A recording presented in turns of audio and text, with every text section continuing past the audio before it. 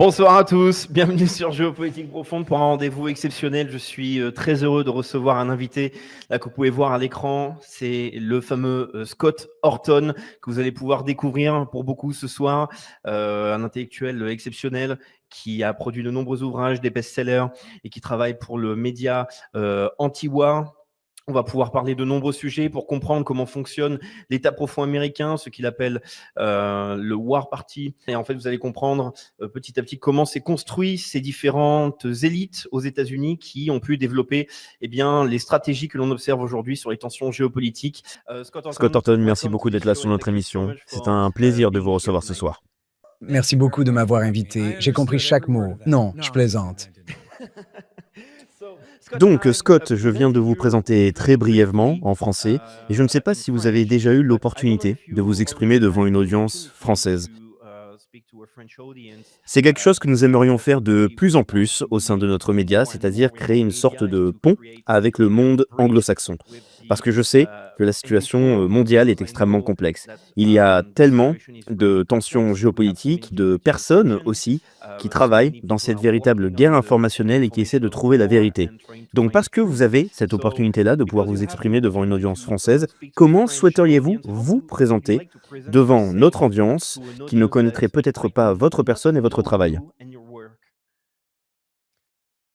Eh bien, je suis libertarien, c'est l'essentiel, ce qui signifie que je suis anti-gouvernement et partisan du libre marché. Je pense que vous les appelez plutôt libéraux, là d'où vous venez. En Amérique, un libéral est en quelque sorte un socialiste indécis, mais aussi un corporatiste et un impérialiste, tout cela mélangé, alors que nous avons adopté le nom de libertarien pour ceux d'entre nous qui croient au droit de propriété, au libre marché et à la liberté individuelle. Et donc, vous savez, cela s'accompagne d'une saine méfiance et d'un dégoût pour la gouvernance sous presque toutes ses formes. C'est pourquoi l'anti-impérialisme est au cœur de la pensée libertaire, car on ne peut pas avoir un gouvernement limité alors qu'il est constamment en état d'urgence et en guerre dans le monde entier. Donc, si nous voulons la paix ici, nous devons avoir le calme et la sécurité ici. Et notre Constitution présuppose une période de paix où la guerre n'est qu'une urgence temporaire jusqu'à ce que le problème soit résolu. Elle n'est pas censée être notre état permanent. Et comme nous pouvons tous le constater, elle a détruit notre économie, elle a détruit notre liberté et elle détruit notre société qui tente simplement de porter le fardeau. La population qui tente de porter le fardeau de notre vaste état central basé à Washington, notre empire national, ainsi que notre empire étranger.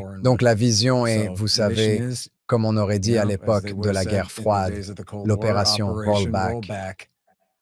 Et c'était leur nom pour soutenir les insurgés nazis contre l'Union soviétique. Mais je veux simplement dire, réduire le pouvoir du gouvernement national et se concentrer sur le 10e amendement et ses restrictions contre le pouvoir fédéral. Donc vous travaillez également pour le média antiwar.com. C'est quelque chose que j'ai pu dire en français lorsque j'étais en train de vous présenter. Et d'ailleurs, j'aimerais vraiment remercier énormément Eric Garris pour avoir rendu cette rencontre possible, ainsi que votre agent. Mais donc c'est Garris, Eric Garris, qui a répondu à mon appel, donc c'est pour ça que je souhaitais le remercier afin d'avoir rendu ça possible.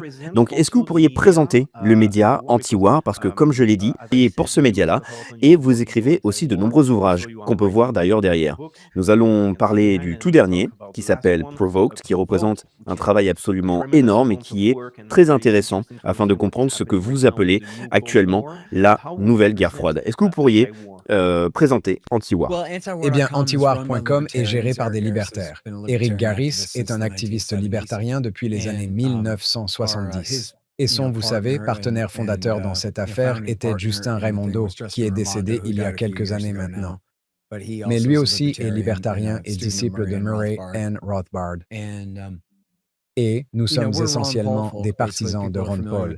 Si les gens connaissent le Dr Ron Paul, qui s'est présenté à la présidence en tant que républicain anti-guerre en 2008 et 2012, c'est essentiellement ainsi qu'il faut comprendre notre point de vue. Cependant, antiwar.com est essentiellement un site d'information et nous publions des points de vue de gauche, de droite, du centre, d'étrangers et de n'importe qui d'autre, tant que c'est intéressant et qu'il n'y a pas trop de choses qui nous déplaisent. Et puis, nous couvrons l'actualité brûlante toute la journée journée, tous les jours. Donc, si vous voulez vraiment savoir ce qui se passe en matière de politique étrangère, il n'y a pas de meilleur endroit où aller que antiwar.com. Très bien. Donc, comme je l'ai dit, vous avez écrit de nombreux ouvrages et fait beaucoup d'interviews. Et je pense d'ailleurs que vous êtes à plus de 6000 interviews depuis le début de votre carrière.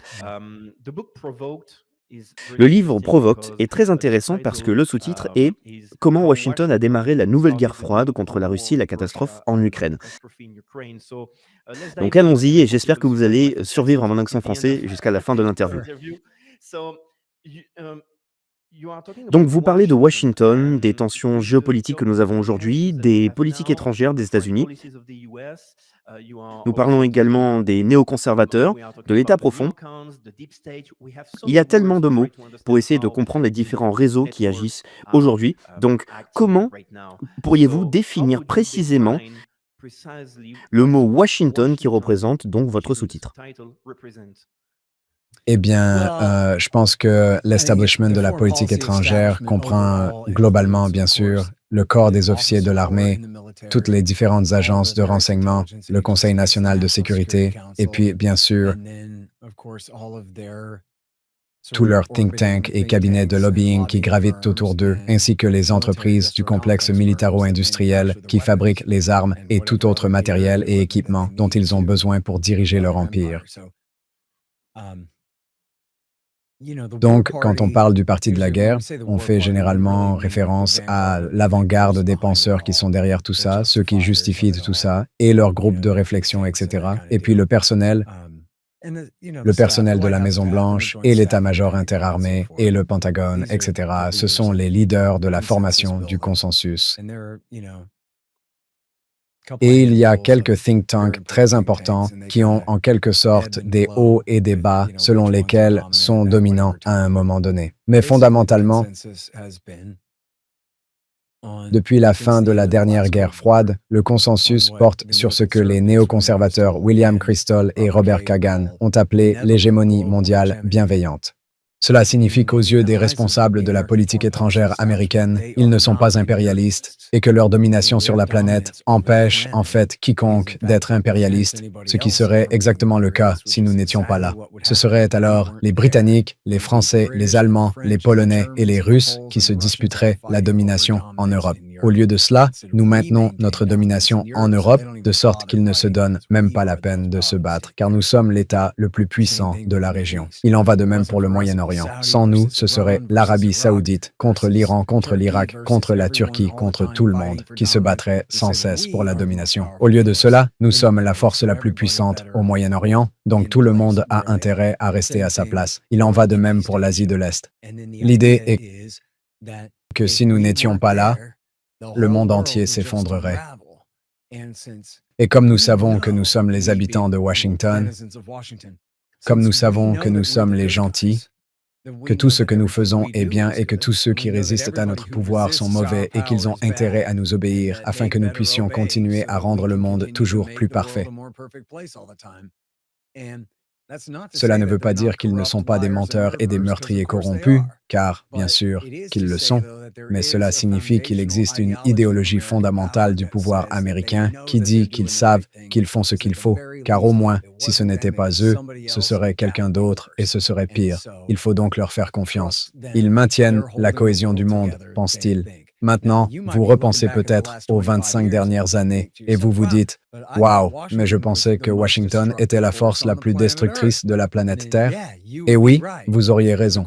Mais bien sûr, encore une fois, tout cela est fait au nom de la stabilité, de l'ordre et de la gouvernance fondée sur des règles, quoi qu'ils en disent. Donc il nous faut revenir en arrière sur l'histoire des États-Unis parce que tellement de choses se sont déroulées et nous avons pu observer quelque chose émerger.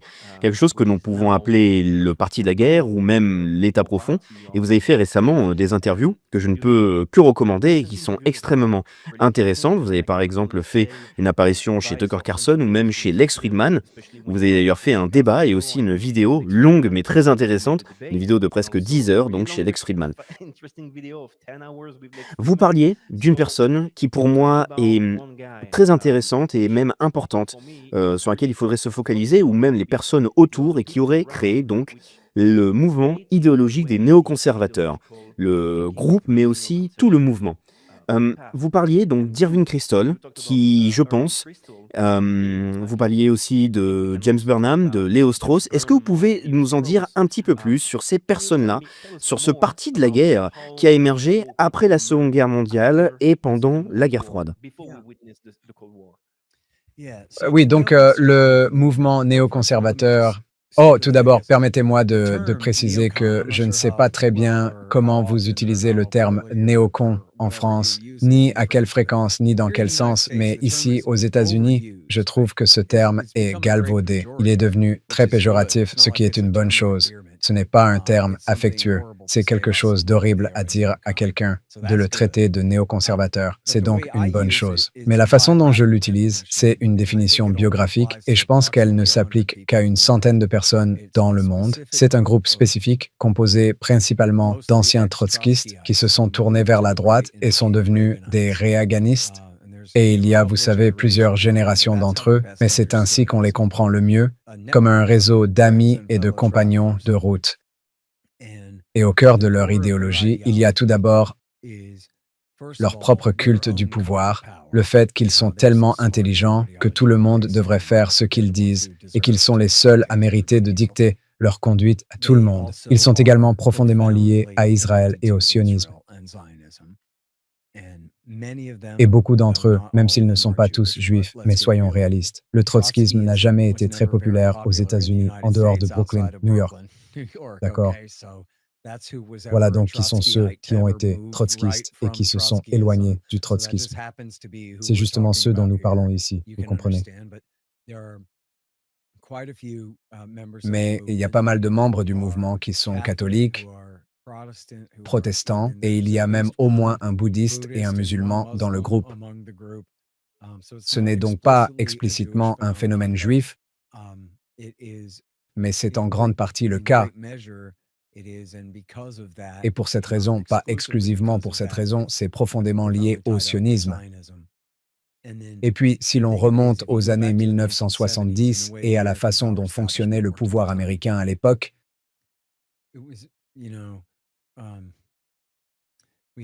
c'était, vous savez, nous avons en Amérique un phénomène que vous connaissez peut-être de votre côté de l'océan, celui des protestants blancs anglo-saxons. Il ne s'agit pas simplement des baptistes ou des méthodistes, mais exclusivement, je pense, enfin je ne devrais pas dire exclusivement. Je n'en suis pas certain, mais en général, cela semble s'appliquer aux épiscopaliens, aux luthériens, aux anglicans et aux personnes qui appartiennent à la couche supérieure de la société protestante et qui descendent de certaines des familles les plus anciennes et les plus riches d'Amérique, n'est-ce pas? Si vous pensez par exemple aux Pierce, aux Abbott, aux Whitney et aux Bush, ce sont des gens de sang dit noble qui peuvent se vanter d'être, vous savez, les cousins au 9e degré de la reine d'Angleterre, ce genre de personnes. Et c'était une sorte de establishment au pouvoir, ce que nous appelions l'establishment libéral du Nord-Est. Il était dominant, en particulier au département d'État, au Conseil des relations étrangères et dans des institutions de ce genre. Le problème avec les néoconservateurs, c'est qu'ils voulaient entrer dans le cercle parce qu'ils étaient des intellectuels et tout ça, mais ils n'étaient pas puissants, d'accord? C'était des enfants de la classe moyenne. Ils étaient à peine assez riches pour aller à l'université municipale. Ils étaient intelligents, mais ils n'avaient pas de relations. Ils avaient donc besoin d'un emploi qui ne leur demandait pas de travailler vraiment pour gagner leur vie. Et puis, il y a les entreprises du complexe militaro-industriel. Les entreprises du complexe militaro-industriel ont beaucoup de produits à vendre au Pentagone, mais elles n'ont pas autant d'intellectuels que les secteurs pétroliers et bancaires au Conseil des relations étrangères. Elles ont besoin de leurs propres intellectuels. Si le CFR représente l'establishment libéral de la côte Est, alors le complexe militaro-industriel représente la nouvelle droite et il avait besoin d'experts pour rédiger des études expliquant pourquoi le Pentagone devait lui acheter des armes. Et c'est ainsi, comme l'a expliqué Andrew Cockburn, que le mouvement néoconservateur est né. C'est le croisement entre le lobby israélien et le complexe militaro-industriel. Je dirais que c'est l'avant-garde du lobby israélien, en réalité, et qu'il a toujours été parrainé par le complexe militaro-industriel.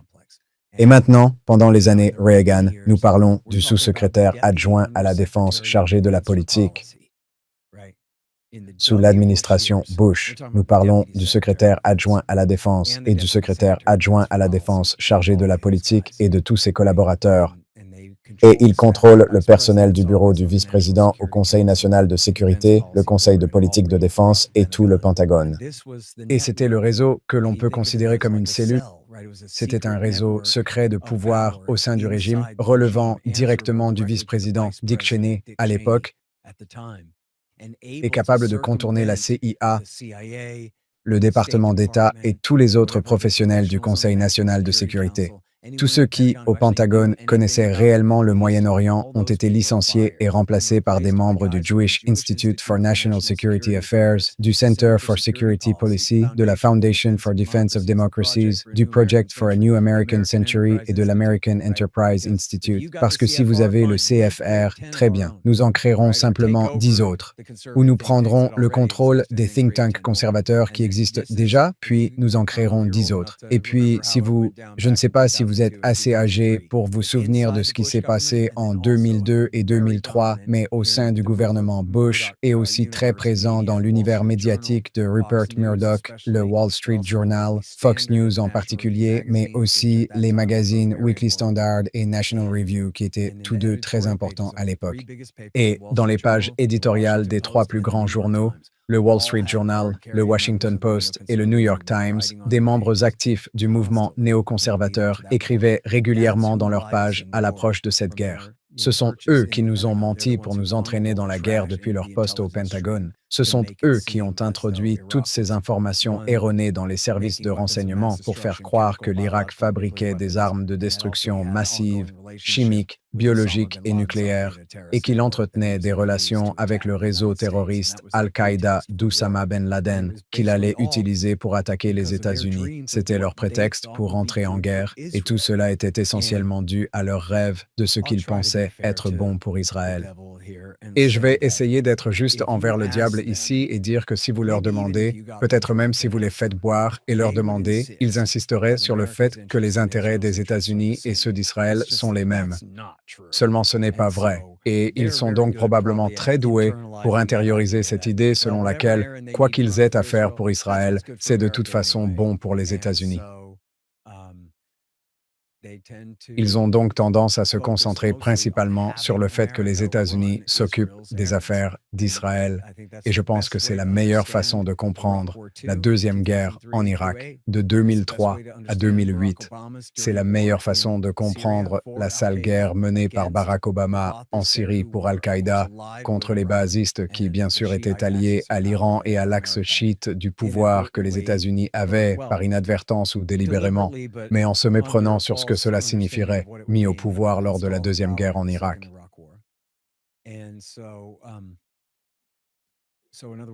Et donc, en d'autres termes, ils sont aussi stupides que malfaisants. Vous voyez, ils ont essentiellement ruiné le début du 21e siècle et du 3e millénaire avec leurs plans ridicules et irréfléchis visant à lancer des guerres agressives contre des pays sans défense qui ne font que rester là, sans nous menacer d'aucune façon pour leur propre fortune et pour leurs intérêts étrangers dans des États étrangers. Et c'est une véritable tragédie que cela ait été permis. Et on pourrait penser que la première fois que quelqu'un a entendu le nom de Léon Trotsky associé au Parti républicain, nous, tout le monde, nous nous serions arrêtés et aurions dit « Attendez une minute. De quoi parlons-nous?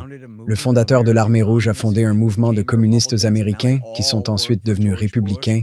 Et maintenant, ils travaillent tous pour George Bush, nous mentant pour nous entraîner dans une guerre pour Israël? C'est bizarre. Comment ça, vous êtes trotskiste? Vous savez, j'ai connu beaucoup de hippies. Aucun d'entre eux n'était réellement dévoué à Léon Trotsky. Mais qu'est-ce que c'est que ça? Et pourtant, d'une manière ou d'une autre, ils ont réussi à s'en tirer. Et ils restent en réalité l'avant-garde du parti de la guerre, même si beaucoup de gens, vous savez,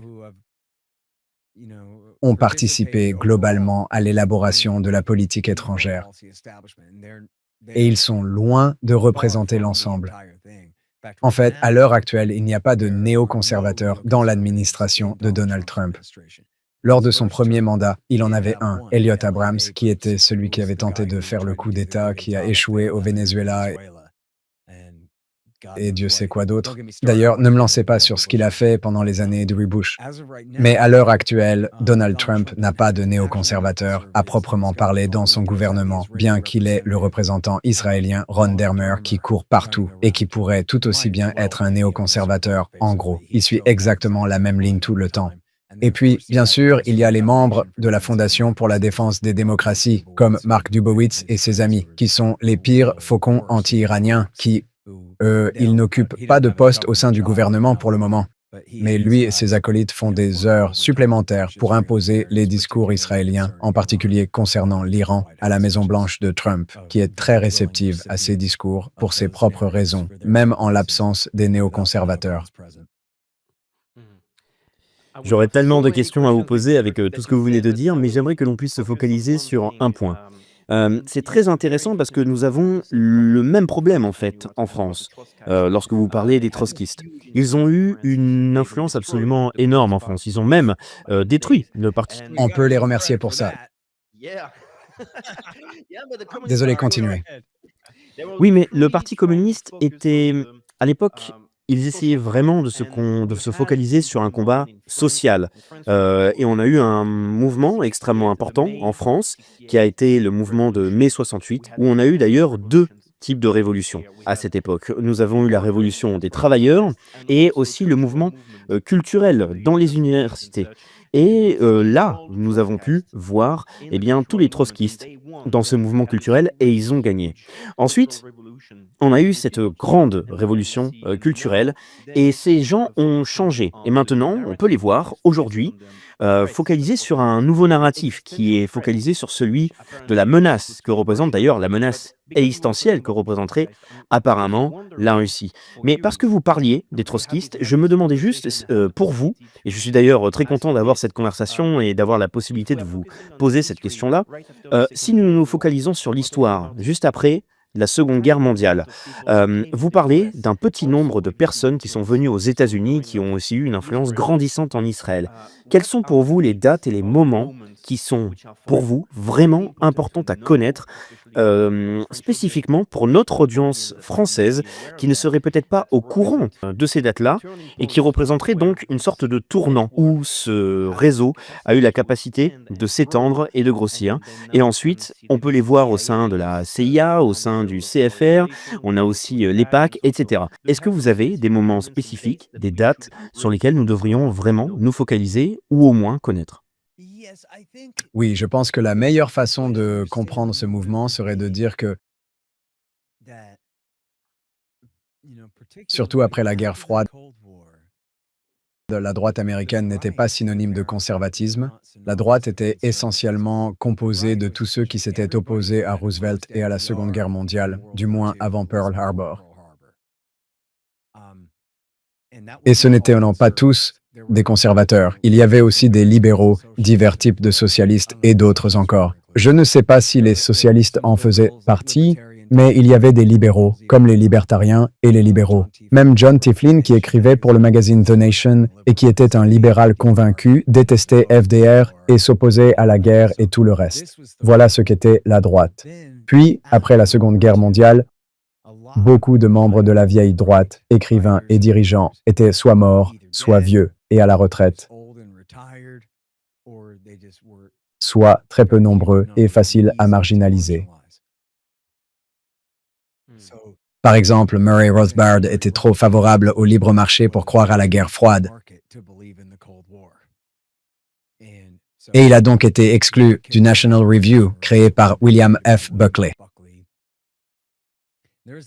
Il y a ici un petit problème de l'œuf et de la poule concernant le mouvement néoconservateur, qui pourrait être un complot de la CIA à ses débuts. Et il y a eu une certaine animosité entre la CIA et les néoconservateurs à une époque ultérieure. Je ne sais pas exactement. Il est très difficile de voir de l'extérieur quelle a toujours été la nature de cette relation, mais je suis sûr que vous savez, en tant qu'Européens, vous et votre public, que pour affaiblir la gauche socialiste et communiste, en particulier en Europe, la CIA a fortement soutenu une forme de libéralisme de centre-gauche, n'est-ce pas? Et à travers le Congrès pour la liberté culturelle et à travers tout l'art moderne, Et tout cela était essentiellement un complot de la CIA pour rendre cool le libéralisme de centre-gauche, pro-américain et pro-capitaliste, par opposition au socialisme et au communisme, qui étaient, vous savez, à la mode, par rapport au vieux capitalisme guindé. Il voulait de faire en sorte que l'Occident capitaliste soit, ce qui était vrai très franchement, quand il avait la capacité d'être jeune, frais et inventif, alors que les communistes soviétiques, ils sont très vite devenus très conservateurs, soucieux de préserver ce qu'ils avaient déjà et exerçaient une emprise très forte sur la culture, l'empêchant de s'exprimer trop librement, car cela aurait pu nuire à leur régime. Donc, d'une certaine manière, l'Amérique était à gauche de l'Union soviétique, si vous voyez ce que je veux dire, d'un point de vue culturel. Alors que eux étaient vieux et guindés, l'Amérique essayait de promouvoir cette image jeune et dynamique. C'est pourquoi, au centre-gauche, la CIA apportait un soutien massif aux poètes, aux écrivains, aux auteurs, aux cinéastes et à toutes sortes de personnes qui n'étaient pas trop à gauche. Vous voyez, surtout en Europe, mais aussi en Amérique. Il est donc logique que la CIA ait fait la même chose à droite, dans ce cas-ci aux États-Unis, où elle a soutenu William F. Buckley. William F. Buckley, le fondateur du National Review, était en quelque sorte un pseudo-WASP. Il était en fait catholique, mais il se donnait des airs du genre « Oh, jolie coupe, Robbie », avec un pull de tennis noué autour du cou. Un peu comme un personnage B, C, B, G, Youpi, Wasp, vous voyez, qui jouait ce rôle. Mais ensuite, il a engagé tous des communistes pour écrire à sa place. Il y avait Whittaker Chambers, qui n'était en fait pas trotskiste, mais staliniste. James Burnham, lui, était trotskiste. Et je crois que Frank Meyer, Sidney Hook et, désolé tous ces types, j'ai oublié tous leurs noms, mais il y en avait, disons, 6 ou 8 qui étaient en quelque sorte les membres fondateurs de la National Review. Et ils ont expulsé tous les anti-guerres de droite et ils ont fait en sorte que le conservatisme soit synonyme de soutien à la guerre froide. En disant, écoutez, c'est un ennemi de gauche en Union soviétique, donc cela signifie que si vous êtes un bon membre de la droite, vous soutenez la guerre froide contre eux. Cela signifiait donc que tous les membres de la droite, comme Murray Rothbard, qui étaient trop capitalistes, trop favorables au libre marché pour accepter la guerre froide, ont été expulsés. Et puis il y avait les John Birchers, qui étaient un peu conspirationnistes, mais qui étaient aussi contre la guerre froide parce qu'ils pensaient « Nous dépensons toute notre richesse et nous construisons essentiellement un régime communiste dans notre propre pays ». Dans des termes tels que ceux utilisés dans The Road to Serfdom, nous construisons un régime extrêmement puissant à Washington au nom de la lutte contre la vague rouge qui, en réalité, ne peut même pas nous atteindre depuis là-bas. Alors pourquoi sacrifions-nous notre liberté au nom de la protection de la liberté dans le vieux monde, alors qu'ils finiront par comprendre, peu importe, et que nous pouvons conserver notre liberté ici? Eh bien, ils ont eux aussi été expulsés du mouvement. Ils invoquaient donc toujours les racistes, mais c'était en réalité la droite anti-guerre qui était la cible de la purge buckleyiste, qui veillait à ce que les personnes les mieux informées ne puissent pas participer autant que possible à la formation de l'opinion de droite à cette époque.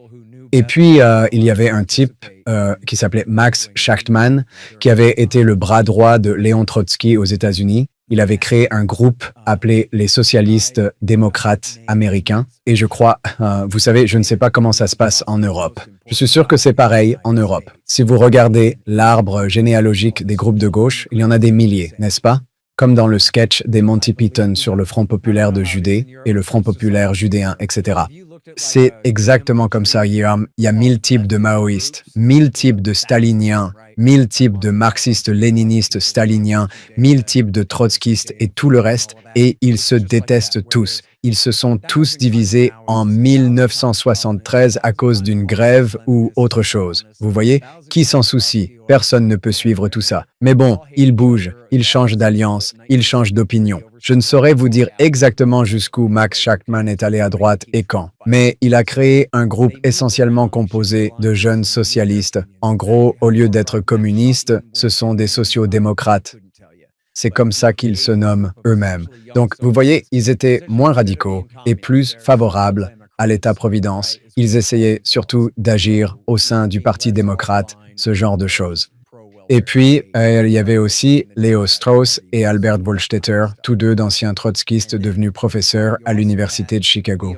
Wohlstetter était un peu le fou de la théorie des jeux de guerre nucléaire, et Leo Strauss était celui qui enseignait essentiellement les idéaux platoniciens. En d'autres termes, je pense qu'une façon plus simple, plus simpliste de comprendre cela, je ne suis pas vraiment un intellectuel, mais en gros, il faut oublier John Locke, Thomas Jefferson et le libéralisme américain. En fait, non, nous avons besoin d'un petit groupe de philosophes rois qui, en d'autres termes, oubliez Aristote, revenez à Platon.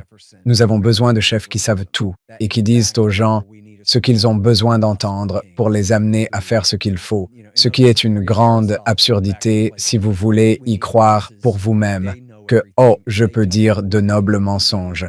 Chaque fois que je mens, c'est un noble mensonge, parce que j'essaie simplement de vous faire faire ce qu'il faut, ce que je sais que je ne peux pas vous faire faire autrement qu'en vous manipulant, bande d'animaux stupides. Vous voyez ce que je veux dire?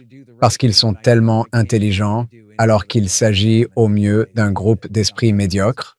Ces gens n'ont rien de spécial qui ferait d'eux nos rois philosophes, si ce n'est que c'est ce que leur idiot de professeur leur a dit, vous voyez? Ils n'ont rien de vraiment spécial, mais une partie de leur idéologie que tous ces types semblent avoir apportée avec eux, issue du trotskisme, c'est cette idée de révolution mondiale. Et contrairement à Thomas Jefferson et Joseph Staline qui ont dit « Et nous avons gagné notre révolution, conservons-la et préservons-la, la révolution dans un seul pays ».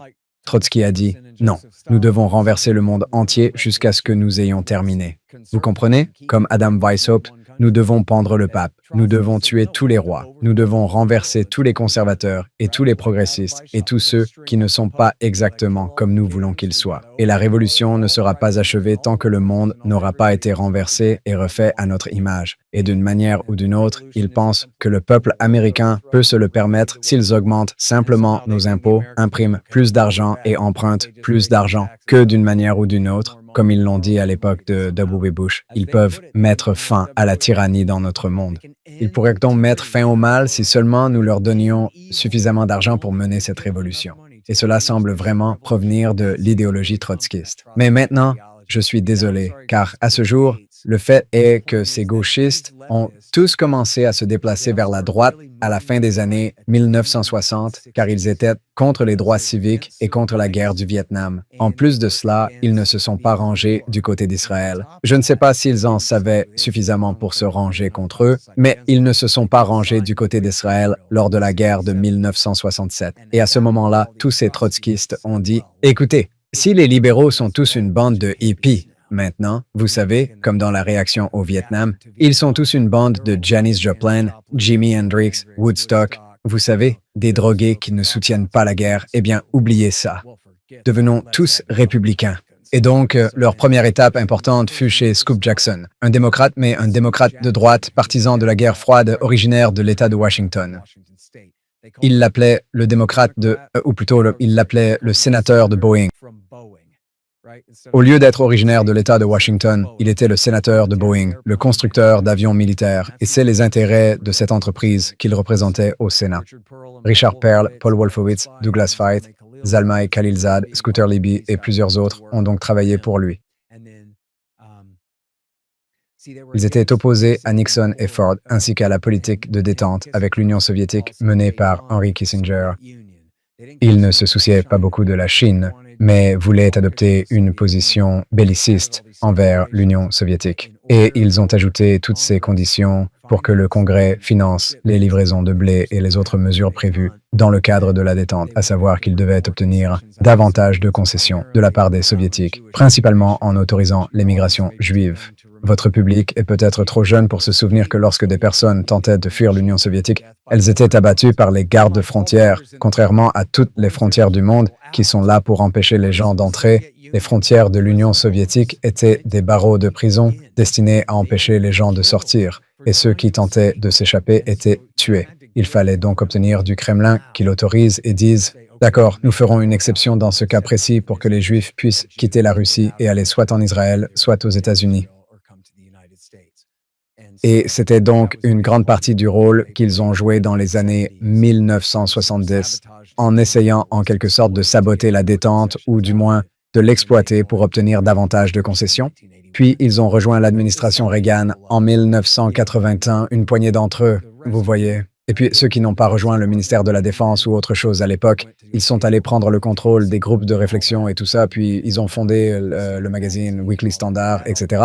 Et tout cela s'est vraiment passé dans les années 1980 et 1990. Et puis, une fois la guerre froide terminée, c'était drôle. Vous savez, il y a un article dans Foreign Affairs écrit par un de leurs détracteurs, John B. Judis. Il a écrit un livre intitulé From Trotskyism to Anachronism, du trotskisme à l'anachronisme. Et l'anachronisme en anglais, je suis sûr que votre public le sait, mais que puis-je savoir de ce que les autres savent? Cela signifie quelque chose qui est totalement obsolète, n'est-ce pas? Et ridicule. Oui, c'est ça. Donc, dans From Trotskyism to Anachronism, publié en 1995, il dit « Ces types sont obsolètes. Nous n'avons plus besoin d'eux. Nous n'avions besoin de leur idéologie folle que pour faire face à l'Union soviétique, mais sans ennemis soviétiques, à quoi nous servent les néoconservateurs ?» Et la réponse était « Ils sont utiles au Likoud, et ils sont utiles pour amener les États-Unis à faire le jeu d'Israël. » Et c'est essentiellement ainsi que les choses se sont déroulées depuis lors. On a également eu la situation avec Israël qui s'est dégradée de plus en plus et tellement de guerres qui sont apparues depuis. D'ailleurs, maintenant, la situation est absolument catastrophique. À l'heure où nous enregistrons, nous sommes le 29 août, eh bien, la situation au sein de la bande de Gaza est absolument terrible. Nous avons une situation de famine et depuis le 7 octobre, tellement de civils ont été tués. Et donc nous avons maintenant le gouvernement israélien, eh bien le gouvernement qui accepte et même qui ose dire la vérité sur le projet religieux d'Israël, c'est-à-dire de créer le grand Israël. Mais c'est une chose, lorsque nous regardons vers Benjamin Netanyahou, on se rend compte qu'il n'est pas vraiment sémite. Donc c'est quelque chose que je trouve intéressant. Ce serait intéressant de pouvoir en parler, c'est-à-dire comment eh bien, ces personnes qui ont quitté l'Union soviétique, qui ont été un groupe donc, qui ont décidé de quitter pour partir aux États-Unis, et un autre qui aurait donc décidé eh bien, de partir dans ce que nous appelons maintenant aujourd'hui Israël. Comment est-ce que vous pourriez résumer un petit peu la situation de comment est-ce qu'on a eu les États-Unis qui ont pu créer un tel lien avec Israël qui est tellement puissant maintenant? En fait, ce même John B. Judis est l'auteur d'un livre sur Harry Truman et sur la manière dont il a reconnu Israël sous la pression du mouvement sioniste de l'époque, etc. Je n'ai jamais eu l'occasion de lire ce livre, mais j'en ai lu quelques critiques. Et, vous savez, c'est un démocrate libéral de centre-gauche, donc c'est assez courageux de sa part de prendre une position aussi dure sur les débuts de l'histoire de ce sujet. Mais écoutez, à première vue, ce que vous venez de dire montre simplement que tout cela est absurde. De quoi parlons-nous? D'un groupe d'Européens de l'Est qui ont colonisé le Moyen-Orient. Et ils prétendent avoir un lien biblique qui remonte à 2000 ans, à un exil romain qui n'a en fait jamais eu lieu.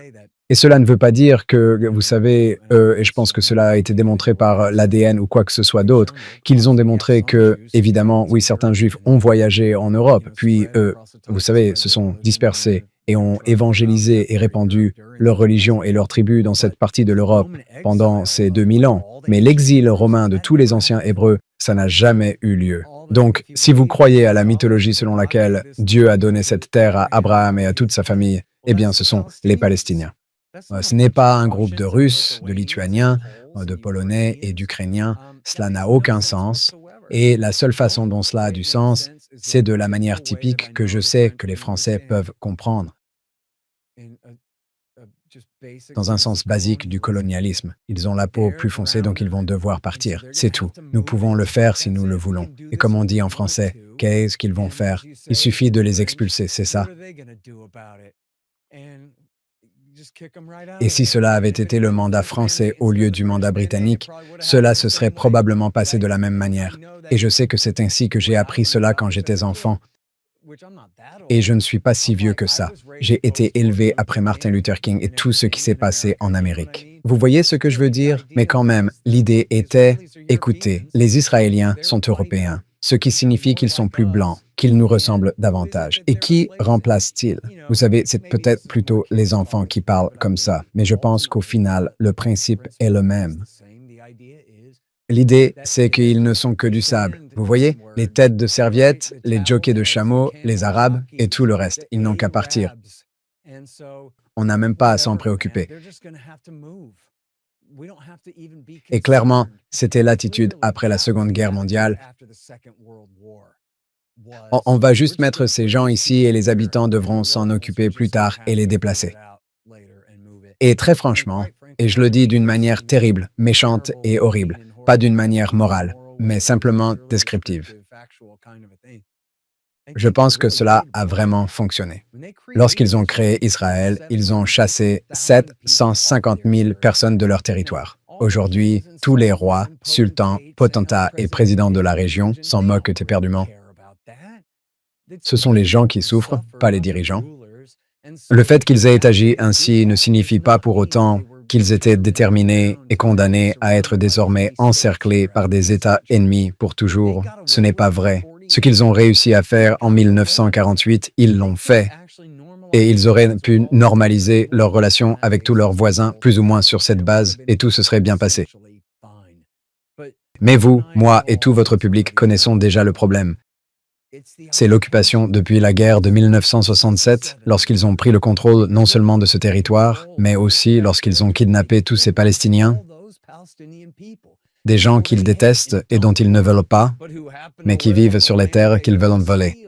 Des millions d'entre eux. Et que vont-ils faire d'eux? Tout ce qu'ils font, c'est les traiter comme des esclaves communistes. Vous voyez? Ils les traitent comme des êtres inhumains, au mieux comme du bétail, voire comme des insectes quand ils sont de mauvaise humeur. Ils n'ont aucune liberté civile, aucun droit civil. Ils vivent sous un régime fantoche en Cisjordanie.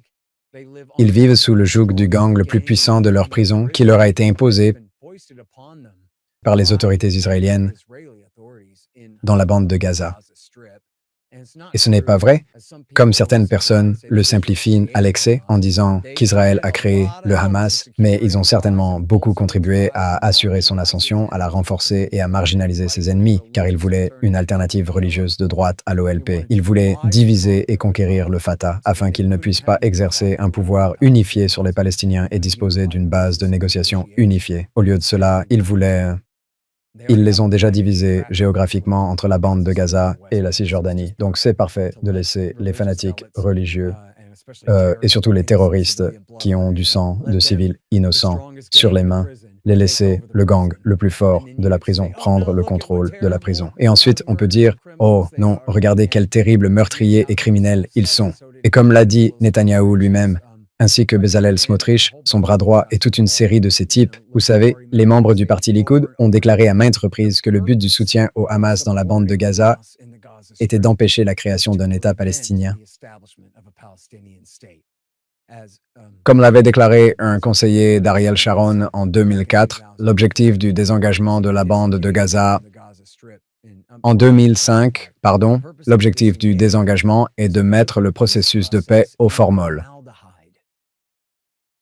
Il dit, nous avons un certificat du Congrès américain attestant que nous n'avons personne à qui parler. Et il dit que nous n'avions personne à qui parler et que nous n'aurons personne à qui parler tant que Gaza ne sera pas la Norvège. À bientôt et shalom. Bon, par Gaza et la Norvège, cela signifie qu'ils deviennent tous blancs et qu'ils ne veulent plus jamais se battre, ce qui est magique et ne se produira jamais. Et tant qu'ils osent résister à leur emprisonnement et à leur persécution absolue, ils donnent au régime israélien l'excuse de se tourner vers le Congrès américain et de dire « Nous n'avons aucun partenaire pour la paix ». Je ne sais pas comment on dit cela en français. En anglais, j'ai dû l'entendre 1 million de fois. Le peuple américain l'a entendu 1 million de fois. Nous n'avons aucun partenaire pour la paix, mais c'est parce qu'ils l'ont tué, ou du moins ils l'ont enfermé en prison et ne le laissent pas sortir, de sorte qu'ils n'ont personne avec qui négocier. Sheikh Yassin, qu'ils ont aidé à créer le Hamas au départ, en janvier 2004, et il n'aurait pas dû le dire publiquement, mais en janvier 2004, il a dit « Je suis vieux et fatigué, je ne veux plus me battre. Nous devrions céder, nous devrions négocier, nous devrions reconnaître Israël sur les frontières de 1967. » Ils l'ont tué dans une frappe de drone 2 mois plus tard. Puis ils se sont tournés vers le Congrès et ont déclaré « Nous n'avons aucun partenaire pour la paix. Nous n'avons personne à qui parler. » Ce qui signifie simplement qu'ils peuvent continuer à voler ces gens, à les tuer, afin de pouvoir s'emparer de leurs biens sous ce prétexte le plus mince des prétextes, qu'ils ont d'ailleurs admis ouvertement en disant « c'est notre prétexte le plus mince », et puis ils le font quand même. C'est exactement ainsi qu'ils fonctionnent, en espérant que les gens oublieront ou ne pourront rien y faire. Comment pensez-vous que la situation va évoluer avec l'Iran, par exemple? Parce que nous avons pu observer, une stratégie, bien spécifique des services de renseignement israéliens avec le Mossad, par exemple. Vous étiez en train de parler du fait que, le Hamas était utilisé d'une manière, bien spécifique et bien sûr, c'est absolument terrible, mais tellement intelligent d'une certaine manière. J'ai envie de bien utiliser mes mots, d'une bonne manière, mais lorsque vous massacrez une population, ensuite, eh bien, vous créez une haine envers les gens, qui deviennent ensuite, des fanatiques pour pouvoir se venger. Donc on peut voir par exemple, en Syrie, nous avons eu un changement de régime en Syrie. Nous avions eu la situation, en Iran donc et ensuite la guerre des 12 jours. Donc que pensez-vous qui va se passer avec les autres pays autour d'Israël? Eh bien, je suis très intéressé pour ma part par ce qui se passe ici en Syrie, où je ne pense pas qu'il y ait vraiment encore de Syrie. Vous voyez, le pays est divisé depuis un certain temps déjà. Aujourd'hui, les Turcs contrôlent davantage de territoires au nord et les Israéliens au sud. Les Kurdes à l'est sont toujours sous la protection des États-Unis et sont essentiellement indépendants. Même si j'avoue que je suis un peu à la traîne sur l'actualité, j'ai quelques années de retard sur la Syrie. Mais le plus important, c'est que le chef d'Al-Qaïda en Irak et en Syrie, Abu Mohammed al-Julani, dont le vrai nom serait al-Shara, a pris le contrôle du pays, s'est autoproclamé président et a utilisé ses forces djihadistes pour mener des massacres impitoyables contre les Alaouites et les chrétiens. Je pense surtout aux Alaouites, mais aussi aux Druzes, ce qui a permis aux Israéliens d'intervenir sous prétexte de protéger les Druzes syriens des djihadistes. Et donc, vous savez, dès que Joulani a pris le contrôle du pays en décembre dernier, Netanyahou s'est rendu à la frontière, a prononcé un discours, s'est attribué le mérite et a déclaré « C'est grâce à moi, parce que j'ai tellement battu le Hezbollah qu'il n'a pas pu aider à protéger la Syrie. Alors, haha, je suis tellement content qu'Al-Qaïda ait pris le contrôle du pays maintenant. N'est-ce pas formidable ?» Mais ensuite, il a commencé à bombarder tout ce qui restait de l'ancienne armée d'Assad. Il a bombardé tous leurs entrepôts et tous leurs véhicules, coulé leurs marines dans le port et fait tout ce qu'il pouvait pour essentiellement castrer le nouveau régime et lui refuser le monopole réel du pouvoir militaire dans cette région, lui refuser l'héritage de l'ancienne armée arabe syrienne. Ils les ont donc laissés comme une sorte de sous-État. Vous voyez, c'est une tribu de terroristes qui dirige la Syrie aujourd'hui. Si Donald Trump lève toutes les sanctions à leur encontre et leur permet de reconstruire leur pays, ils seront bien mieux lotis qu'ils ne l'étaient sous Assad, simplement à cause de la guerre économique mondiale totale menée contre ce pays tant qu'il était au pouvoir. Mais si Al-Julani ou Al-Shara ou peu importe, s'il ne fait vraiment rien d'autre que lécher les bottes des États-Unis et d'Israël tout le temps et faire tout ce qu'on lui dit, alors ces anciens hommes vont lui couper la tête et le remplacer à tout moment. Ce sont des fous furieux, adeptes de Ben Laden, adeptes des attentats suicides et des décapitations, et ce sont les mêmes types qu'ils ont toujours été. Il a peut-être suivi une formation dans les services secrets turcs où il a appris les bonnes manières, à ne plus décapiter les gens, à ne plus commettre d'attentats, suicides, etc. Mais il reste fondamentalement un disciple de Ben Laden. Il a rejoint le djihad parce qu'il a été inspiré par les attentats du 11 septembre. Puis, il est allé se vanter à la télévision gouvernementale américaine Frontline en disant qu'il avait combattu les Américains à Mossoul et à Ramadi. Voilà qui est ce type, et voilà qui sont ces hommes. Donc, s'il a vraiment été apprivoisé par l'argent, les femmes, la cocaïne ou tout ce qu'on lui a donné pour qu'il fasse ce qu'on lui dit, alors il va être marginalisé par ses propres copains terroristes, fanatiques, fous, vous voyez, assez rapidement de toute façon. Je doute qu'il puisse un jour représenter une réelle menace pour Israël. Tout cela me rappelle le plan Yanai. Je ne sais pas si vous en avez déjà entendu parler, ou le plan Oded Yanai, qui consistait simplement à réduire tous les États arabes en miettes, en autant de petites tribus guerrières que possible, car l'idée était que, même dans leur colère la plus intense, il ne serait toujours que des Arabes pieds nus, brandissant un AK-47 au-dessus de leur tête, plutôt qu'une division blindée organisée qui pourrait vraiment poser problème. Il y a une bande de types qui crient « Allah Akbar », on peut simplement les éliminer. Ce n'est rien. Et donc l'idée était simplement d'écraser tout le monde et de les affaiblir jusqu'à les réduire en miettes. Je pense que c'était la même chose avec la guerre en Irak. C'était comme si le plan A n'était pas censé être facile, mais le plan B était très bien. Nous allons simplement nous assurer de détruire l'Irak et de faire en sorte qu'il n'y ait plus jamais d'Irak. Ainsi, dans le pire des cas, nous aurions affaire à un tiers du pays à la fois plutôt qu'à l'ensemble du pays. Et vous savez, ce qui est révélateur, c'est que la politique étrangère du sénateur Biden consistait avant tout à diviser l'Irak en trois. Nous savons pour qui il parlait à l'époque, donc Et donc, qu'en est-il de l'Iran? Parce que nous avons eu Trump qui a décidé de bombarder les sites nucléaires. Tout d'abord, quelle est votre analyse? Parce que tout le monde regardait avec énormément de stress et de peur sur ce qui pourrait survenir suite aux décisions de Trump. Est-ce que vous pensez que Trump a agi d'une manière, c'est-à-dire pour imposer une sorte de paix entre Israël et l'Iran, ou alors a-t-il fait quelque chose qui a été bon pour Israël? C'est une grosse question, une grande question que nous avons en France. je ne sais pas vraiment si Trump leur a donné la permission de déclencher cette guerre ou s'ils l'ont simplement fait. Et il se pourrait que certaines personnes impliquées dans l'administration ne comprennent vraiment pas. Mais Witkoff, le négociateur, dit que lorsqu'ils ont annoncé qu'ils avaient prévu une réunion pour dimanche prochain, ce n'était pas une ruse, ce n'était pas un mensonge. Ils allaient vraiment se rencontrer et Netanyahou a simplement agi. Et il est donc logique que Trump fasse semblant de lui avoir donné la permission, car il ne veut pas passer pour un idiot. Il dit donc, oui, mon partenaire Netanyahou et moi avons décidé de déclencher la guerre. Nous les avons trompés en leur faisant croire que nous allions les rencontrer dimanche pour discuter, ou quelque chose comme ça. Quoi qu'il en soit, c'est vraiment grave. Vous voyez ce que je veux dire? Je ne sais pas trop ce qu'il en est. Ils ont commencé à évacuer les gens de là-bas? Des bases d'Houthis de Bahreïn et du Qatar, les familles des gens, etc., quelques jours avant. Je pense donc qu'ils savaient ce qui allait se passer. Je ne sais pas si Trump leur a vraiment dit d'y aller ou non, mais comme vous le savez, nous l'avons toujours dit depuis des décennies, l'Iran sait, excusez-moi, Israël sait qu'il ne pourrait pas déclencher une guerre aérienne contre l'Iran et la gagner, ni atteindre ses objectifs, en particulier détruire ses bunkers souterrains profonds, sans entraîner les États-Unis dans la guerre.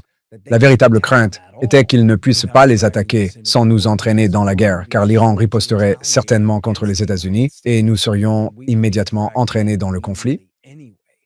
Heureusement, cela ne s'est pas produit. Et puis, cet ayatollah dont on dit qu'il est tellement fou qu'il est prêt à déclencher l'apocalypse et la fin du monde et à faire disparaître son propre pays de la surface de la Terre, tant que cela oblige le 12e imam à revenir et tout ça, eh bien, il ne s'est pas comporté de cette manière.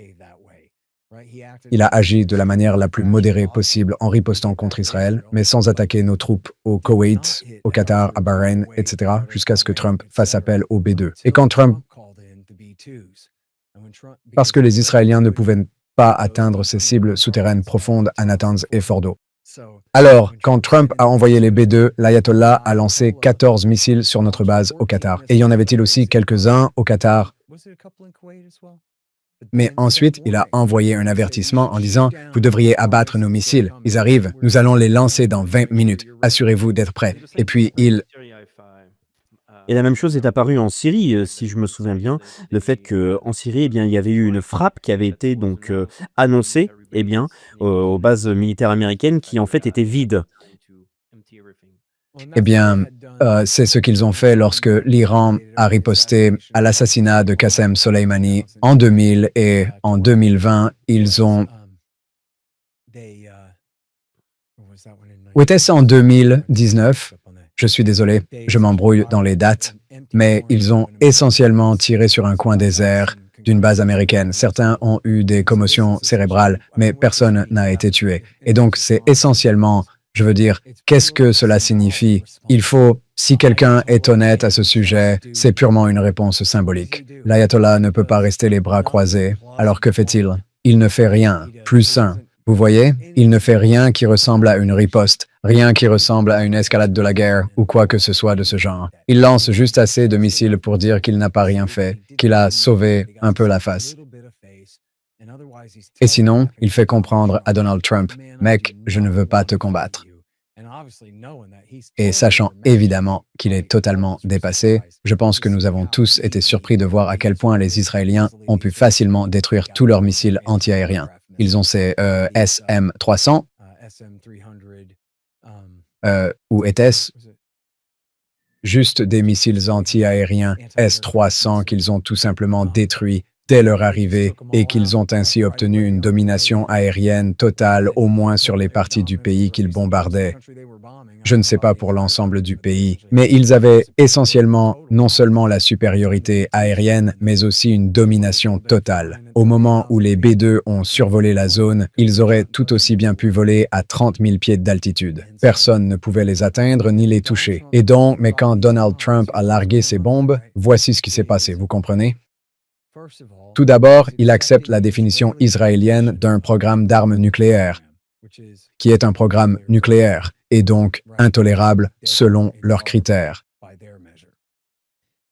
Mais en plus, il n'a pu qu'endommager leur équipement sans le détruire complètement. Et donc, d'après les estimations, les experts semblent penser qu'ils ont détruit davantage l'installation de Fordow que celle de Natanz. Mais quoi qu'il en soit, ils ont laissé derrière eux des cascades de centrifugeuses. La chose la plus importante qu'ils ont faite a été de détruire l'usine de conversion d'Ispahan. Et le problème, c'est que c'est là que l'on transforme l'uranium métal en gaz hexafluorure afin d'en enrichir la pureté en 235, puis qu'il faut le reconvertir en métal. Et si vous n'avez pas d'installation de conversion, peu importe le degré d'enrichissement de votre métal, vous ne pouvez pas l'enrichir davantage. Et si vous avez de l'uranium converti en gaz hexafluorure, vous ne pouvez pas le reconvertir en métal, quel qu'il soit. Donc, vous ne pouvez rien en faire non plus. Mais le fait est que cela ne représente qu'une partie des dommages causés à leur programme nucléaire. Et le gouvernement iranien a bien sûr immédiatement promis de poursuivre son programme nucléaire et de continuer à enrichir de l'uranium. Trump a donc maintenant plusieurs choix, et je fais ici une extrapolation à quelques kilomètres de là, mais c'est sans aucun doute la voie sur laquelle nous nous trouvons, n'est-ce pas?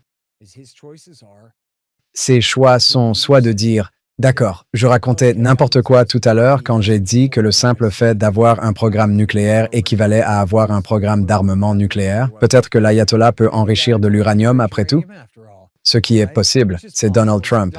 Il peut changer d'avis 3 fois par jour sans s'en soucier, donc il pourrait faire marche arrière, ou bien les bombarder une fois de plus, ou 2 fois de plus, ou que va-t-on faire? On va établir une domination aérienne permanente sur l'Iran, et chaque fois qu'ils essaieront de creuser un trou dans le sol, où que ce soit, chaque fois qu'ils essaieront d'établir une installation nucléaire de quelque nature que ce soit, on va simplement la bombarder? Et pendant combien de temps allons-nous continuer ainsi? Sur le plan politique, il est donc logique que, si tel est le cas, nous les bombardions, qu'ils continuent à enrichir de l'uranium, que nous les bombardions à nouveau, qu'ils continuent à enrichir encore plus d'uranium et qu'ils finissent par se doter d'une arme nucléaire s'ils ne l'ont pas déjà fait. Si on les bombarde encore une fois, mec, tu peux être sûr qu'ils vont réagir et alors, quelle sera la solution? Il faut maintenant changer de régime. Maintenant que vous vous êtes enfermé dans ce piège logique basé sur la fausse prémisse selon laquelle un programme nucléaire civil n'est pas seulement un moyen de dissuasion latent, mais un programme d'armement nucléaire actif, même si ce n'est pas le cas, vous allez devoir tuer tous les mollahs jusqu'à ce qu'il n'y ait plus aucun clerc chiite à éliminer, a déclaré Ayatollah. Vous allez devoir tuer tous les parlementaires jusqu'à ce que vous puissiez créer un tout nouveau congrès pour diriger le peuple iranien. Comme les Israéliens l'ont fortement suggéré sur Twitter, il faudrait réinstaller le Shah Reza Pahlavi au pouvoir, son fils maintenant, et le mettre là, et le parachuter, et provoquer une guerre civile massive entre 100 factions et transformer l'Iran en ce qu'est la Syrie aujourd'hui. Vous savez, quelque chose d'horrible comme ça, et imaginez les troupes américaines coincées au milieu de tout ça. C'est peut-être très bien ce que veut Israël, vous voyez. Je veux dire, c'est la chaîne logique. Si vous acceptez cette prémisse, alors c'est là où nous allons. Parce que, voyez-vous, la position iranienne depuis le début du siècle a essentiellement été un bluff, à savoir qu'ils disposent d'une force de dissuasion nucléaire latente. Ils ont donc prouvé, je pense, à la fin de 2006, peut-être au milieu de 2006, qu'ils maîtrisaient le cycle du combustible. Ils savent comment construire une cascade de centrifugeuses d'uranium. Ils savent comment convertir le métal en gaz et vice-versa. Ils peuvent enrichir à n'importe quel pourcentage, ce qui signifie qu'ils pourraient fabriquer une bombe. Et donc, l'idée était, « Hé, mec, ne me force pas à fabriquer une bombe. » Donc, j'aurais pu mieux formuler cela. L'attitude américaine de W. Bush à Obama en passant par Trump était la suivante. Si vous vous échappez et essayez de fabriquer une bombe nucléaire, je vous attaquerai. Et puis, la réponse iranienne à cela, qui était implicite, mais assez clairement implicite, était « Nous ne fabriquerons pas de bombes nucléaires à moins que vous ne nous attaquiez. Donc, nous vous attaquerons si vous fabriquez une bombe nucléaire. Eh bien, nous ne fabriquerons pas d'armes nucléaires à moins que vous ne nous attaquiez. Donc, c'est une impasse parfaite. Tout le monde reste figé et attend. L'ayatollah a un programme d'électricité. Les États-Unis veulent absolument qu'il en reste là et qu'il ne le transforme pas en programme d'armement. D'accord, très bien. Laissons les choses en l'état. N'aggravez pas le conflit. Et puis, sous Barack Obama, il a décidé d'apaiser le conflit en ajoutant une nouvelle série d'inspections et en réduisant quelque peu le programme. Mais c'est cet accord que Donald Trump a déchiré en 2018. Il y a donc eu moins de restrictions que jamais, puis les Israéliens ont assassiné le chef des scientifiques nucléaires iraniens en décembre 2020, avant de mener une attaque de sabotage majeure à Natanz en avril 2021. C'est en réponse à cela que l'Iran a finalement commencé à enrichir jusqu'à 60%. Mais on ne peut pas fabriquer une bombe nucléaire avec 60%. Il montre simplement « Hey, revenez à la table des négociations ». C'était une carte qu'il préparait pour la négociation, un moyen de pression à échanger. Et les faucons s'écrient « Oh mon Dieu, 60%, comme si vous deviez avoir peur, alors qu'ils auraient clairement pu continuer jusqu'à 90%. Pourquoi se sont-ils arrêtés à seulement 60% d'uranium-235? Parce qu'ils vous envoient le message suivant. Nous pourrions atteindre le niveau requis pour fabriquer des armes. C'est un rappel. Alors, revenez à la table des négociations. C'était leur objectif.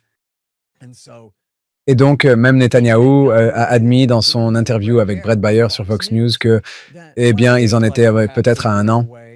En d'autres termes, le même vieux bluff.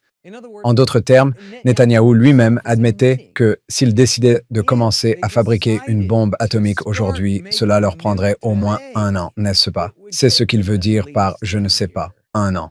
Cela signifie qu'il sait qu'il n'en fabrique pas. Il savait qu'il n'en fabriquait pas. Il pensait simplement pouvoir s'en tirer en agissant ainsi maintenant.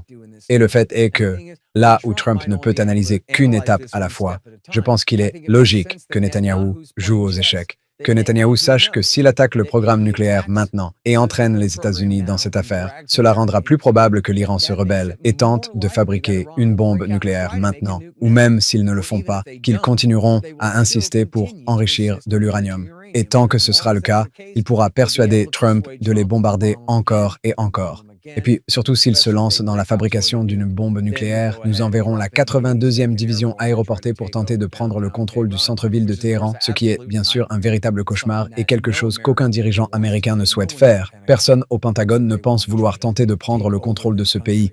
Mais il n'y a pas d'autre moyen de changer le régime, si ce n'est d'occuper les lieux et de tuer quiconque tente de s'y opposer, afin de devenir la seule force de sécurité dans la région. C'est ainsi que cela fonctionne. Il faut envoyer des troupes sur le terrain, sinon rien. On ne peut pas changer un régime depuis les airs. Donc, Trump a laissé Netanyahou entraîner les États-Unis sur cette voie, et c'est dommage, parce que ce n'est clairement pas une fatalité. Maintenant, l'ayatollah ne veut manifestement pas assumer la responsabilité de détenir une arme nucléaire. Peut-être qu'il ne fait pas confiance à son propre peuple, peut-être qu'il sait qu'il est vieux comme Mathusalem, et qu'il ne fait pas confiance à ceux qui pourraient lui succéder, vous voyez? une bombe atomique. C'est une sacrée responsabilité. Et il a clairement déclaré depuis son arrivée au pouvoir en 1989 qu'il était interdit de se doter d'armes chimiques, biologiques ou nucléaires. Ils ne l'ont tout simplement pas fait. Maintenant, il pourrait changer d'avis et dire, écoutez, Dieu a changé d'avis. Dieu a dit qu'en fait, nous devrions fabriquer des armes nucléaires maintenant. Il pourrait le faire demain. Je ne dis pas qu'il faut lui faire confiance. C'est un théocrate. Ce n'est pas quelqu'un dont on devrait croire toutes les paroles. C'est juste qu'il est clair que ses ordres sont en fait respectés comme des ordres et des commandements par les personnes de rang inférieur à lui dans ce gouvernement national. Quand son prédécesseur, dans les années 1980, a dit « pas d'armes chimiques », ils ont répondu « oui, monsieur, monsieur ». Et c'était tout. Ils n'ont pas fabriqué d'armes chimiques. Et ce même type a la même idée, quoi. Pas d'armes de destruction massive. Cela devrait nous suffire. Nous ne devrions pas faire autant pression, nous ne devrions pas laisser les Israéliens nous pousser à les pousser au point où ils changent d'avis à ce sujet, car alors nous serons sur la voie de l'enfer. Et pour tous ceux qui se souviennent de la Deuxième Guerre en Irak, l'Iran est 4 fois plus grand, 3 fois plus grand, avec 4 fois plus d'habitants, et tout cela avec des chaînes de montagnes, etc. Et encore une fois, pour la millionième fois, non pas pour votre public, mais pour tous ceux qui m'ont déjà entendu auparavant, ce n'est pas le Hezbollah qui a détruit nos tours. Ce sont les partisans de Ben Laden qui ont fait cela, la frange radicale salafiste du mouvement sunnite, du côté sunnite de la religion, pas les chiites. Ils n'ont rien à voir avec cela. Et c'est simplement Israël qui déteste davantage l'Iran et ses amis. Mais sans cela, les États-Unis auraient-ils pu normaliser leurs relations avec l'Iran depuis longtemps? Bon sang, nous leur achèterions même de l'uranium pour faire fonctionner nos centrales. Donc voici la situation avec l'Iran, mais pour Israël même, on peut voir depuis plusieurs mois de plus en plus de manifestations.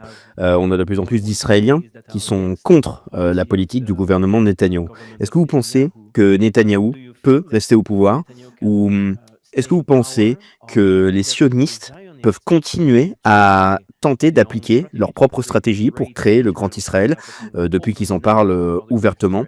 Est-ce que vous pensez que depuis la guerre récente avec l'Iran, cela a amélioré ou réduit l'influence des sionistes d'abord en Israël, mais aussi aux États-Unis? Oui, bonne question. Je ne sais vraiment pas. Je devrais vraiment lire davantage les journaux israéliens. J'ai été très occupé par mes autres activités. J'ai beaucoup de travail. J'ai l'impression que s'il y a une menace pour la coalition de Netanyahou, ce seraient les types à sa droite qui sont furieux qu'ils ne tuent pas assez de bébés assez vite. Des gens comme Bezalel Smotrich et Ben Gvir. Itamar Ben-Gvir, qui, vous savez, sont tous les deux impatients d'expulser complètement la population palestinienne et prendre leurs terres. Et également en Europe. Ils veulent pouvoir expulser une partie de la population en Europe. Nous avons une vidéo enregistrée d'Itamar Ben-Gvir qui le disait assez clairement. Oh, il dit qu'il veut expulser tous les musulmans d'Europe.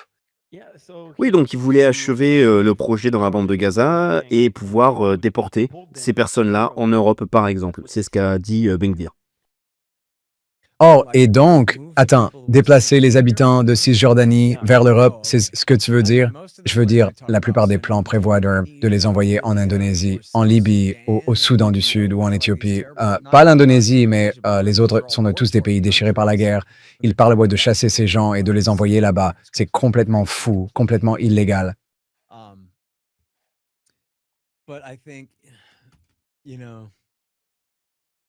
Mais je pense, vous savez, d'après ce que je comprends, que le spectre politique en Israël est tellement à droite nationaliste que vous pourriez peut-être rassembler beaucoup de libéraux pour une manifestation à Tel Aviv, mais je ne pense pas qu'ils contrôlent aucun parti politique majeur. Tu sais, si tu penses au gouvernement travailliste ou au parti travailliste de Rabin, Peres et Barak, je veux dire, il est pratiquement mort, non? Et puis, tu sais, les communistes ou tous ceux qui sont à gauche de ça sont totalement insignifiants. Les libertariens sont comme des meurtriers sataniques, buveurs de sang, lunatiques, nazis fascistes. Ce ne sont pas du tout des libertariens. Ce sont les personnes les plus horribles de la planète. Je n'arrive pas à croire qu'ils se qualifient ainsi. Et puis tout le monde là-bas est à droite. Certains sont plus laïques, d'autres plus religieux, mais ils sont tous déterminés à créer un grand Israël aux dépens des Palestiniens et, en fin de compte, des Libanais, des Syriens, des Égyptiens, des Jordaniens et des Irakiens. Je veux dire, il existe de nombreuses cartes du Grand Israël qui incluent toutes les terres jusqu'à l'Euphrate, jusqu'au Koweït. Et oubliez vos droits de propriété ou même vos États-nations. Ils ont un droit de propriété surnaturel sur les biens de tout le monde, vous voyez? Et je suppose que l'idée est que le peuple américain peut se le permettre pour les aider à finalement s'en tirer en volant toutes ces choses. Et c'est complètement fou. Vous ne trouvez pas? Il n'y a rien de vraiment rationnel là-dedans. C'est basé sur ces doctrines religieuses auxquelles Ben Gvir et ses types croient vraiment. Je ne sais vraiment pas qui peut l'arrêter en Israël. Je veux dire, vous savez probablement qu'il y a quelques semaines, 600 anciens hauts fonctionnaires israéliens, tous issus de la police, de l'armée et des services de renseignement du Shin Bet, de l'armée israélienne, du Mossad et du cabinet et ce genre de choses, ont signé une lettre adressée à Donald Trump pour lui demander de forcer Netanyahou à arrêter, car ils ne peuvent pas l'arrêter eux-mêmes. Et 600 d'entre eux ont signé une lettre adressée à Donald Trump pour lui demander de forcer Netanyahou à arrêter, car ils ne peuvent pas le faire eux-mêmes. Quelques jours plus tard, une autre lettre commune a été envoyée par 4000 Juifs du monde entier, des dirigeants juifs éminents de différents groupes, synagogues et autres institutions du monde entier, le suppliant d'arrêter, mais ils ne peuvent pas l'en empêcher. Vous savez, il y a très peu de... Et pour ceux qui viennent de nous rejoindre, Benjamin Netanyahou est là depuis très longtemps, mais il aurait dû aller en prison il y a des années. Mais ce qui s'est passé, c'est qu'il s'est associé à une coalition de fous furieux, des gens avec lesquels il ne se serait jamais associé auparavant afin d'éviter la prison, car c'est un criminel. Et la police nationale israélienne veut le mettre en prison.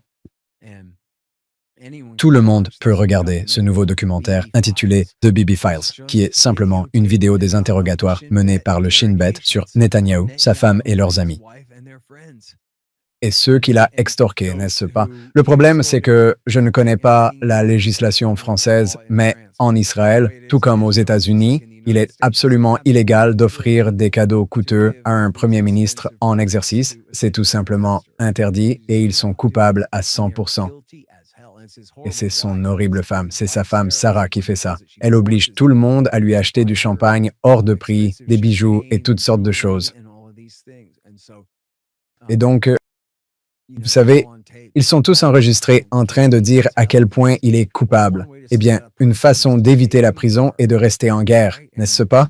Et la première chose qu'il a faite a été de s'associer à ces fous afin de redevenir Premier ministre. Et ensuite, il a hâte d'entrer en conflit. Et puis, surtout une fois que le conflit a éclaté le 7 octobre, il a manifestement fait tout ce qu'il pouvait pour faire traîner les choses. Je me souviens même avoir pensé, peut-être qu'il fait traîner les choses autant que possible pour être sûr que Joe Biden quitte le pouvoir et que son bon ami Trump revienne, et ensuite, on verra ce qu'il fera.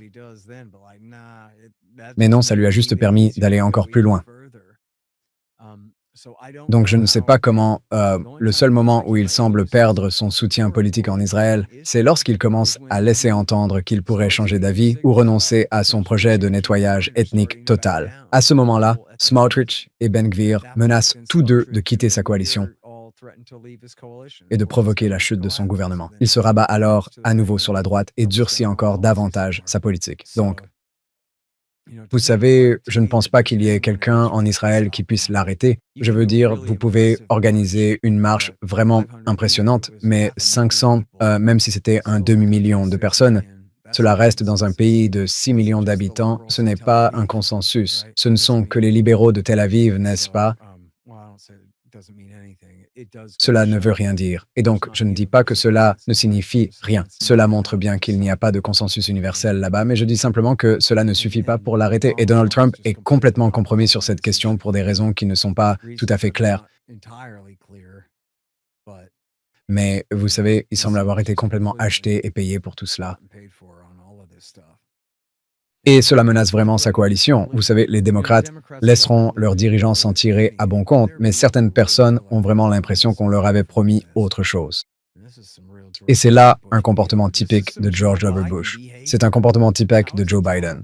Comment peut-on tolérer que Donald Trump agisse ainsi? Les gens le pensent vraiment, et ils commencent à s'exprimer de plus en plus à ce sujet.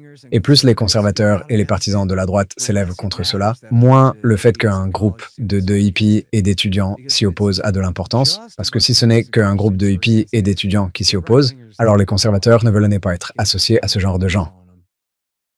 Je ne sais pas si vous avez du patchouli là-bas, cette odeur très forte et un peu bizarre que tous les hippies mettent. Personne ne veut sentir le patchouli, vous voyez ce que je veux dire? Mais le fait est que, attendez, si la moitié des républicains sont contre ce que fait Israël et sympathisent davantage avec les Palestiniens, alors tout ce que vous avez à faire, c'est de sympathiser avec l'autre moitié des républicains. Mec, tu n'as pas besoin de bouger d'un pouce vers la gauche. Tu n'as pas besoin de sentir la moindre odeur de patchouli et encore moins de t'en mettre sur toi.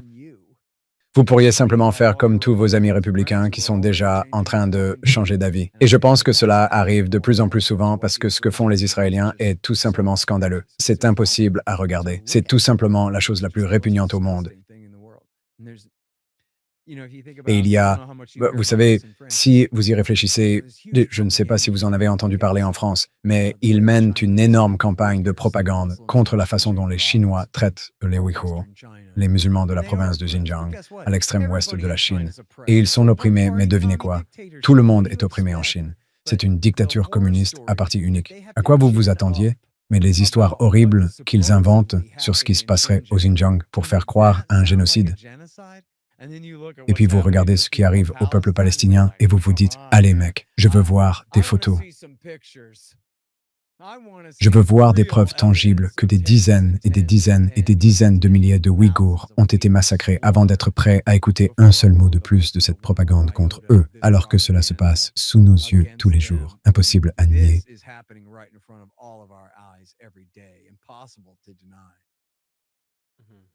Ouais, donc nous avons la même chose en France sur la situation avec la Chine.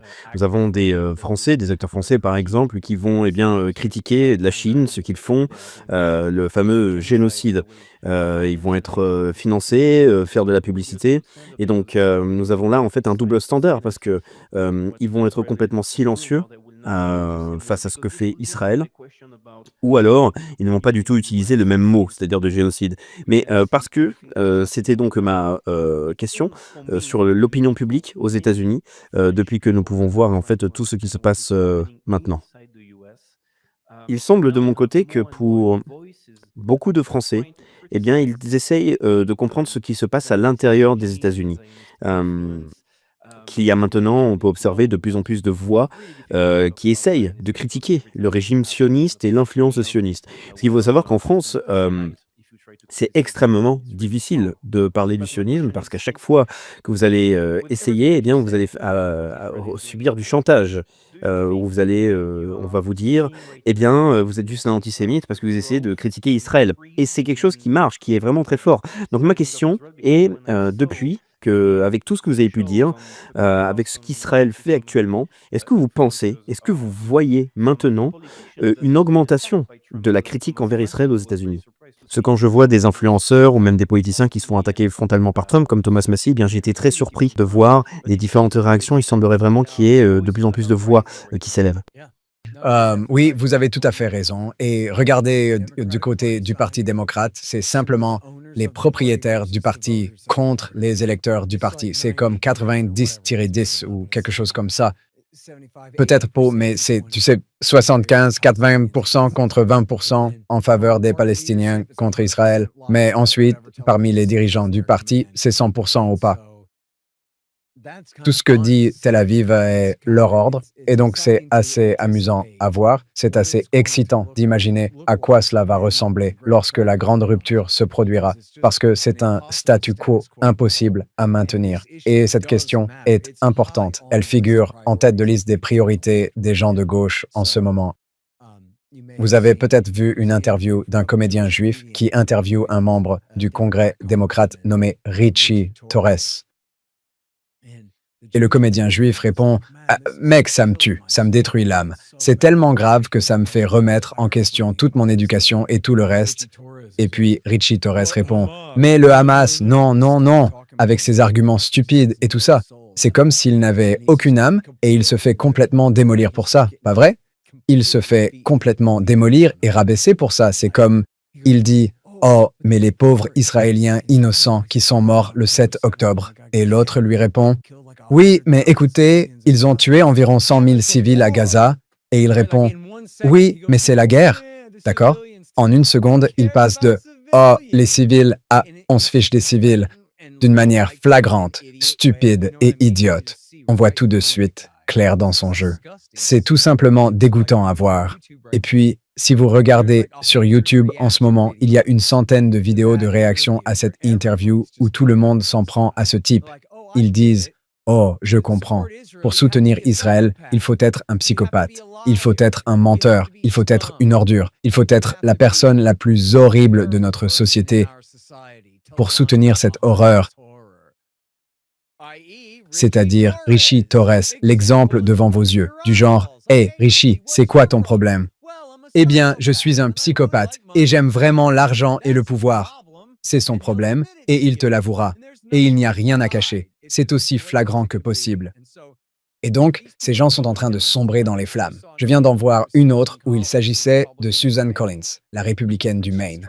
Alors qu'elle essayait de donner une conférence de presse, ils l'ont huée et chassée de la scène. La même chose est arrivée à Elise Stefanik. Elle fait partie